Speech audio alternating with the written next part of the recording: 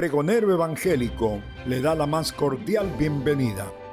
En esta oportunidad presentamos en nuestra sección Consultorio Bíblico. Consultorio Bíblico, por el hermano Escolástico Uceda. ¿Se puede perder la salvación?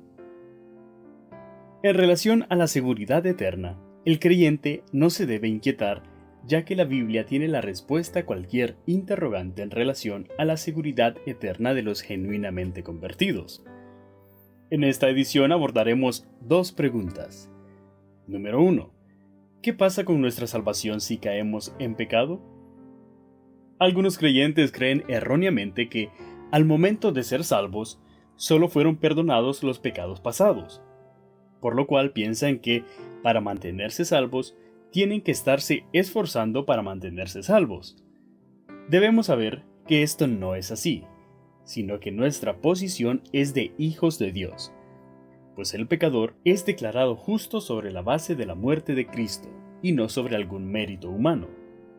Romanos 4, versículos 7 y 8 dicen así: Bienaventurados aquellos cuyas iniquidades son perdonadas y cuyos pecados son cubiertos. Bienaventurado el varón a quien el Señor no inculpa de pecado. Cuando el creyente peca, debe confesar su pecado a Dios, no para mantener su salvación, sino para conservar su comunión personal con Él. La Biblia nos muestra el camino de la restauración. El apóstol Juan menciona la confesión en 1 de Juan capítulo 1, versículos 8 y 9. Salomón también nos enseña que el que confiesa y se aparta de su pecado alcanzará misericordia, pero no así el que lo encubre. Esto lo encontramos en Proverbios capítulo 8, versículo 13. Aprendemos entonces que la única alternativa saludable para el creyente que peca es arrepentirse, confesar y apartarse del pecado. Aunque caigamos en desobediencia, seguimos siendo suyos. Sí, perdemos la comunión, pero no la relación de padre-hijo. Como dice 1 de Juan, capítulo 3, versículo 1. No existe ningún pecado o caída que anule nuestra salvación. Claro que esto no significa que saldremos ilesos. El pecado siempre trae consecuencias, pero no elimina la posición que Dios nos ha dado. Otro aspecto es que cuando pecamos, perdemos el gozo, pero no la salvación.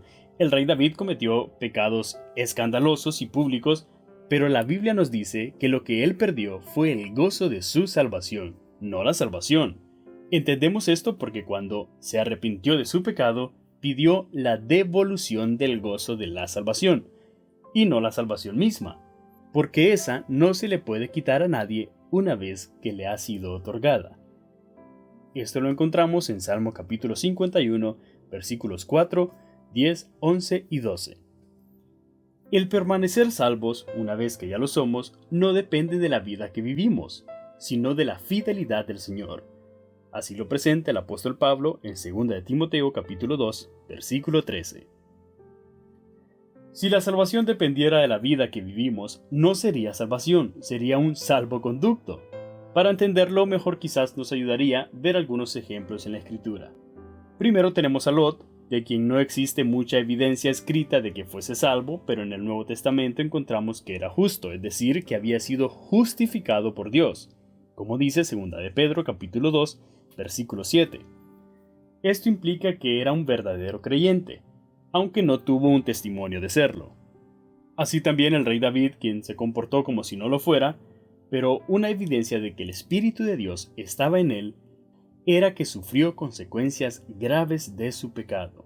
Él cosechó lo que había sembrado, y su experiencia fue extremadamente dolorosa, como lo relata 2 de Samuel, capítulo 11, versículos 1 a 15, y Salmo 51, versículos del 10 al 12. En el Nuevo Testamento tenemos a Pedro, en Mateo 26, versículos 69 al 75. Este no cayó en pecado de inmoralidad, pero falló al negar al Señor y, sin duda, para él fue algo muy terrible, porque lloró amargamente. Como último ejemplo está un hombre fornicario en la iglesia de Corinto. Esto lo encontramos en 1 de Corintios capítulo 5, versículos 1 al 5. Podemos concluir que era creyente porque después de que su pecado le llevó a comportarse como un perverso, En la segunda carta a los Corintios, en el capítulo 2, Pablo dice que hay que perdonarlo y restaurarlo para que no sea consumido de mucha tristeza. Aprendemos entonces que cuando el creyente peca, experimenta consecuencias, pero el pecado no afecta su posición de salvo o de hijo de Dios.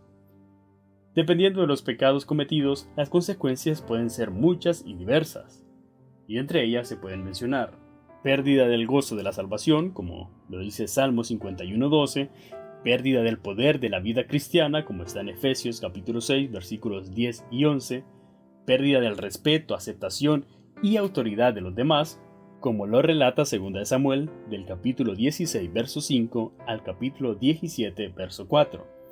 Pérdida del autorrespeto, como lo dice Proverbios capítulo 7, versículos del 6 al 27, pérdida de la eficiencia y la autoridad en el ministerio, como lo dice Tito 2:7, tener afrentas, como lo relata Proverbios capítulo 6, versículos 32 y 33, y Primera de Reyes capítulo 15, del verso 1 al 5, y por último, causar vergüenza al Señor y a la iglesia local, como lo dice Primera de Corintios capítulo 5, versículos 1 y 2. Número 2. Ya que soy salvo, ¿puedo vivir como se me antoje? El apóstol Pablo, guiado por el Espíritu Santo, dice rotundamente no. Esto lo dice en Romanos capítulo 6, versículos 1 y 2. De ahí podemos deducir que, cuando fuimos salvos, morimos al pecado y cambiamos de dueño. No estamos libres para hacer lo que queremos, sino para hacer la voluntad de Dios. Todo verdadero hijo de Dios que vive en pecado, lo que atrae es la disciplina de su Padre. Esto lo leemos en Hebreos capítulo 12, del versículo 6 al 11. Cualquier profesante cuyo estilo de vida nunca cambia, solo muestra que nunca ha sido salvo, como lo dice Primera de Juan capítulo 5, versículo 18. Y por último, la ley de la siembra y cosecha se evidenciará, como lo dice Gálatas capítulo 6, versículos 7 y 8. Continuará en la siguiente edición.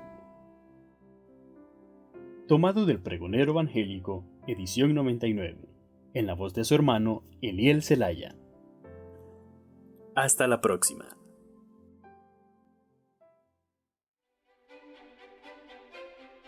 El Pregonero Evangélico es una revista doctrinal e informativa que se identifica con la obra del Señor a través de las salas evangélicas.